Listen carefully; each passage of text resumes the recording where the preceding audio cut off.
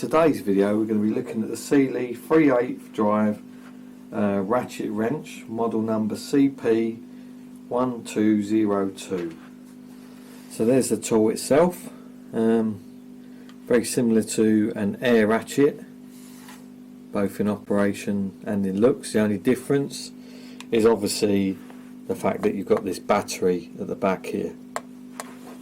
So in the box, 2 batteries and the charger, and then obviously the unit itself. First impressions, very good. I've been using it about two weeks now. I've used it to do a valve cover gasket change on my S2000, made it much quicker. At first it's one of those tools that you think, hang on, is this going to be just a bit of a gimmick? But no, it saves a lot of time. Even though when you watch the action you'll think, oh hang on, it's not actually that fast, but it does make things a lot easier. In terms of torque, I think the spec says about 40 foot-pounds. In reality, most 10mm nuts, or bolts that I've been using it to undo, it'll crack those undone first time, no problem. Obviously, you're not going to use this for removing stubborn or seized nuts and bolts. You'd use something else first. That's just common sense. You don't really want to risk damaging the tool. So what I normally do with it is I've bought myself a 3/8 socket set to go with it, because not everyone's got that, and I thought I'll keep a socket set just to go with it.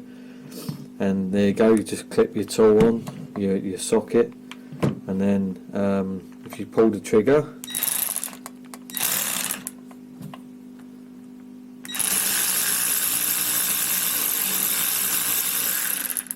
it's got an LED light on it, you can see there. And also when you pull the trigger, you see you've got the 3 green lights. Obviously mine are on 2 to tell me that the battery is not fully charged.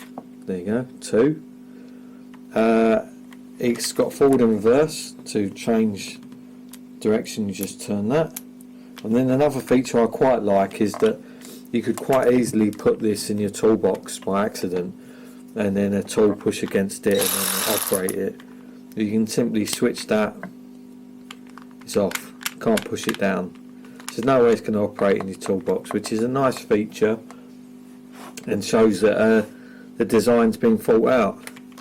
Now, plus point of electric or battery over the air ones is obviously you don't need a compressor.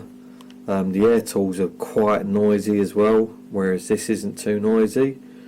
And yes, it's reasonably light as well. Not as light as an air tool, because obviously you've got the battery on it, but the battery's not cumbersome. It doesn't make you think, oh, this is a difficult tool to use. So when charging the tool, it's pretty self-explanatory. Pull the battery out like that, put it in the charger, and then you'll see that light has gone to red, and then it turns to green when the battery's fully charged. And obviously with the bonus of having 2 batteries, one battery is going to give you plenty of life, and when it does die you can just stick it on charge again. So what we're going to do is I'm going to show a video of me doing, say, a typical boring job like Jubilee clip, which sometimes can be an absolute pain in the arse to do up with a screwdriver.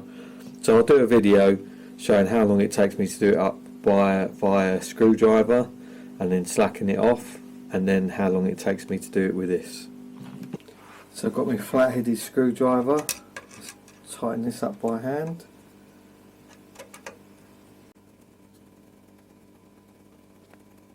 Obviously at some point your hand will actually start getting tired, which is what's happening with mine now, because it is quite difficult to do up this clip. It's not easy, it gets tighter in certain spots.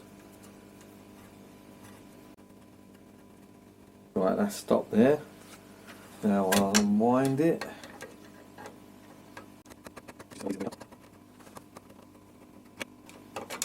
Obviously you could argue this test is not scientific because I'm slipping out occasionally, but I can assure you that's not deliberate. That is something that's going to happen when you use a tool like this to do up a Jubilee clip. Even worse when it's in situ. Right, so that's undone.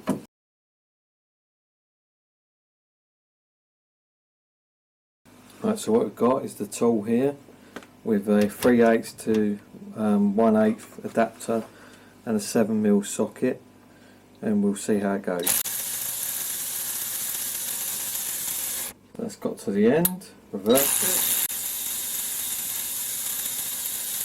and that's undone.